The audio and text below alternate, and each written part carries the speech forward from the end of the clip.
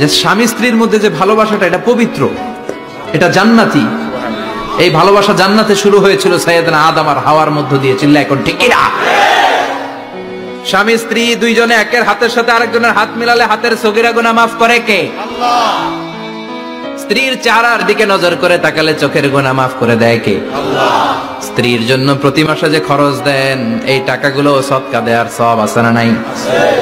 স্ত্রীকে যে দামি দামি ভ্যানিটি ব্যাগ কিনে দেন, এটা তো সওয়াব আছে না নাই? আছে। কক্সবাজারে ঘুরতে নিয়ে গেলে সওয়াব আছে না নাই? আছে। ফুল কিনে দিলে সওয়াব আছে না নাই? আছে।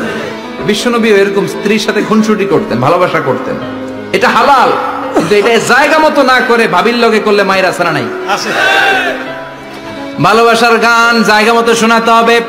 স্ত্রীকে ভালোবাসার গান না শুনিয়ে যদি চাচাতো বোনরে শোনাও, শালীরে শোনাও, পাড়ার মেয়েদের সাথে যদি টাঙ্কি মারো, ফিল্ডিং মারো, মায়ের আছে না নাই? তার মানে জায়গা মতো করলে সব সওয়াব।